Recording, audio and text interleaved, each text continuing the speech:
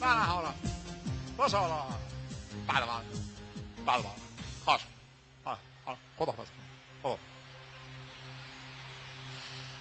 خب به نام خدا و عرض سلام و شب بخیر خدمت تمامی شما بینندگان بسیار خوب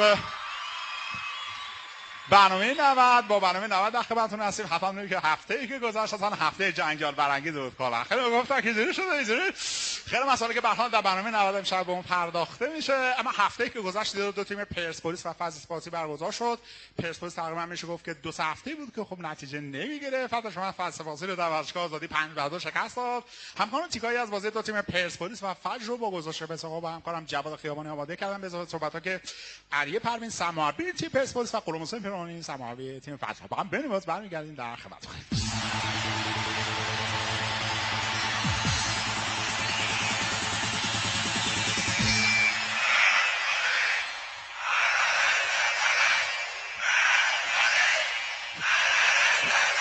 یه بار دیگه بازیکنان پرسپولیس جواد کاظمیان رو به دروازه فجر. جواد میزنه به دیرک دروازه و خورد میکنه.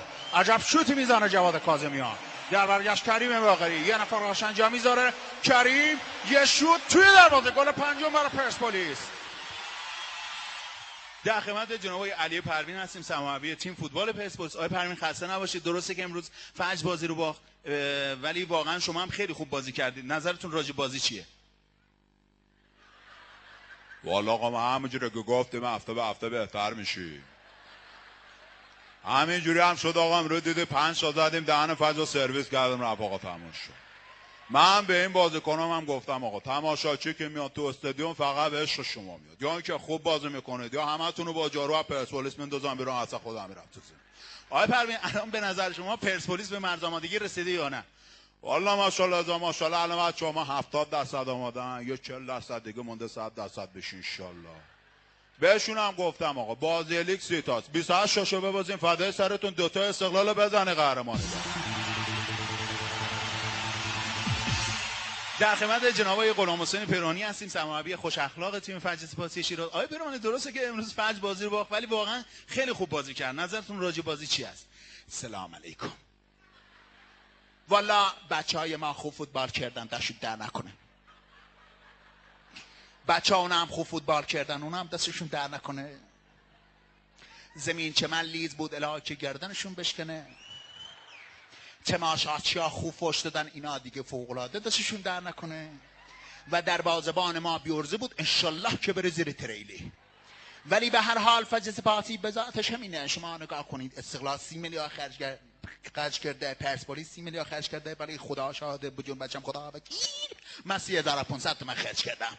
آقای پیروانی شما همش در طول بازی اعتراض داشتید نسبت به صحنه میگفت پنالتی. واقعا پنالتی بود یا نه؟ والا پنالتی بود یا نبود خدا بهتر میدونه. ان شاءالله که برنامه 90 نشون میده ایدا و روسیه میشه.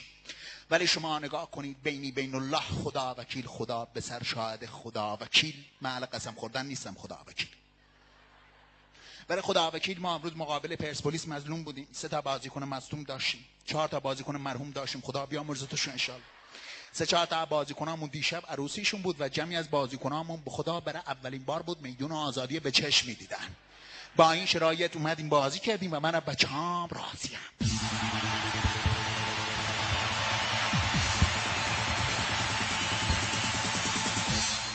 خب خیلی ممنون. بیشتر غلام حسین پیرانی یکی از بهترین منوی وطنی است که همیشه در کارش موفق است. امیدوارم که همیشه اینجوری موفق باشه. اما سه که همکاران پیام بازرگانی آماده کردن بعد با مهمون تلفنی برنامه در خدمت خواهیم بود.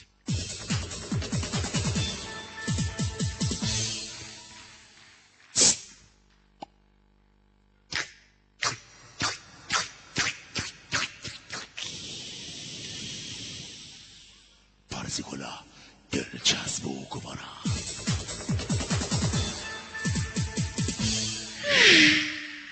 با لیکومالی بهتر برانید. روغن موتور لیکومالی آلمان. خب خیلی ممنون. اما در بخش بعدی برنامه همونطور که بهتون وعده داده بودیم مهمون تلفنی امشب ما کسی نیست جز آقای علی دایی که پشت خط هستن. میخوام که پیرامون 3 هفته پیش دیدار تیم‌های پرسپولیس و سایپا اتفاقاتی که در اون بازی رخ داد با هم صحبتی رو داشته باشیم. آقای دایی صدا من شبی شبتون بخیر. آقای دایی صدا من شبی شبتون بخیر. صدا من میاد. از آقا دایی اتفاق قطعه باشو آقا شبتون بخیر. عادلانه سلام دارم خدمت تمامی بیننده بسیار خوب برنامه 90 در خدمت شما هستم. بفرمایید. ببخشید دایی بعد موقع مزاحمتون شدیم خوابیده بودید. آقا به شما چه ربطی داره داداش؟ خیلی عذر میخوام اگه من تو زندگی شما دخالت میکنم. آقا چقدر زود عصبانی میشید. ما فکر که پیرامون 3 هفته پیش دیدار تیم‌های پرسپولیس سایپا و اون ضربه سر ورشلدان شما به صورت 6 رضایی زدید. همه کارشناس‌ها داوری گفتن علی دایی باید از زمین اخراج می‌شده ولی اینجوری نشده. کلا به نظر این حرکت خیلی قشنگ نبود. قبول دارید دایی؟ فداتپور خیلی عذر میخوام، خیلی ببخشید. شما فیلم بازی رو بازبینی کنید. از اول بازی تا آخر بازی آقای شهزیل دایی اومده داره پیلن منو میکشه. میگم داداش قلبونت بلم فدات بشم، هم قد منی هم وزن منی، یک هفت کلگی بخوابونم تو صورتت. داله فولت میده تلتوپت میگه. ضمناً من به صورت آقای شهزاده‌ای اصلا ضربه نزدم. آقا چجوری میگه ضربه نزدم؟ حداقل 60 میلیون نفر دیدن که ضربه زدی. همه مطمئنم که میگن شما باید اخراج میشده. آقا فداتی بود داداش، من ضربه نزدم، من با کلم ایشون هدایت کردم. آقا اگه اینجوری باشه خب زیدان هم برمیگرده میگه تو جام جهانی با کلم ماترازی رو هدایت کردم. این یکی حرف میزنه اون یکی حق بر خودش حرف. قبول دارید؟ آقا فداتی بود خیلی عذر میخوام، خیلی ببخشید. همه بدبختی دیدی سر شما. برگشتی گفتی تو دام دهانی زیدان با کله زده تو صورت ماترازی همه تحصیل علی دایی بوده. من گفتم تقصیر علی دایی بوده. حاضرم قسم بخورم این حرفو نزد. آقای فداتی بود داداش قسم نخور. من باز پاشم باز. نشون به این نشون گفتی تو بازی زیدان به غلط ماترالی لست داده، ماترالی در گوشی بهش گفته علی دایی، اینم خوابونده تو صورت. درسته منم بپرسم شما حرف بزنم؟ آقا حالا کار نداریم میگن راست میگن که سوت پایان بازی تیم‌های پرسپولیس سایپا رو داور نزده شما زدی. من سوت زدم. خیلی عذر میخوام اصلا سوت زدم بلد نیستم. در طول عمرم یه بار سوت زدم اونم اینجوری شد. ولی دست زدن خیلی خوب. مرسی. اما بخش بعدی برنامه صدا دیگه دخیل نیست، فقط حرکت هست و حرکت. قبل از پخش جام باشگاهی اروپا، اول بازی بین دو نیمه، آخر بازی حرکت آهسته یا اسلو موشن مربیان، بازیکنان و داوران در فوتبال نشون میده. مربی مثل آقای کاپلو، فرگوسن، هیتسویل غیره و غیره که توی تلویزیون پخش میشه، اسلو میشه، برمیگرده، تکرار میشه. اینو تقدیم شما عرض میکنم به افتخار خودت، پدرت، مادرت، کسی که دوستش داری و دوستت داره. یه دست جانانه بزن که بریم سراغ.